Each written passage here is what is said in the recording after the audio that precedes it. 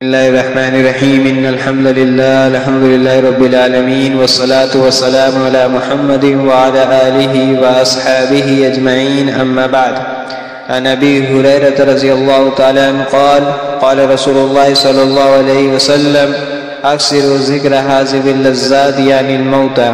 حضرت ابو ہریرہ رضی اللہ تعالیٰ عنہ سے روایت ہے کہ اللہ کے رسول صلی اللہ علیہ وسلم نے ارشاد فرمایا، لذتوں کو توڑنے والی چیز یعنی موت کو کثرت سے یاد کیا کرو۔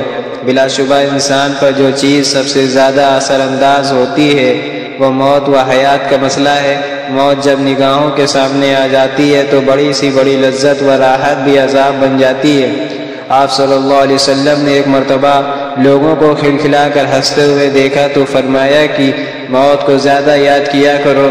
پھر فرمایا کہ قبر ہر روز پکارتی ہے کہ میں مسافرت و تنہائی کا گھر ہوں، میں مٹی اور کیڑوں کا گھر ہوں۔ پھر جب وہ بندہ زمین کے سپرد کیا جاتا ہے تو اگر حقیقی مومن ہو تو کہتی ہے مرحبا، خوب آئے، اپنے ہی گھر آئے۔ پھر وہ زمین حد نگاہ تک کشادہ کر دی جاتی ہے، اور جب کوئی سخت بدکار یا ایمان نہ لانے والا آدمی زمین کے سپرد ہوتا ہے تو زمین ہر طرف سے اس کو دباتی ہے، یہاں تک کہ اس کی پسلیاں ادھر سے ادھر ہو جاتی ہیں اور اس پر 70 اژدہے مسلط کر دیے جاتے ہیں جو قیامت تک اس کو نوچتے رہیں گے۔ اعاذنا اللہ منہا۔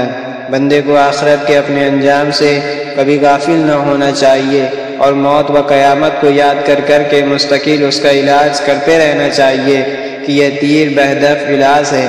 صحابہ کرام رضی اللہ تعالیٰ عنہ مجمعین میں جو تقوی، خوف خدا اور فکر آخرت تھی وہ آپ صلی اللہ علیہ وسلم کے اسی طریقے علاج کا نتیجہ تھی، اور آج بھی یہ اوصاف ان بندگان خدا میں نظر آتے ہیں جنہوں نے موت اور قبر کی یاد کو اپنا وظیفہ بنا رکھا ہے۔ حدیث میں آپ صلی اللہ علیہ وسلم نے فرمایا ہے، من احب لقاء اللہ احب اللہ لقاءہ۔ جو اللہ کی ملاقات کا متمنی رہتا ہے اللہ تعالیٰ بھی اس کی ملاقات پسند فرماتے ہیں۔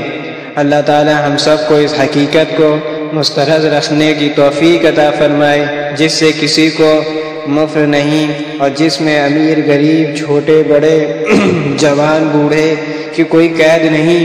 جب بھی ہمارا وقت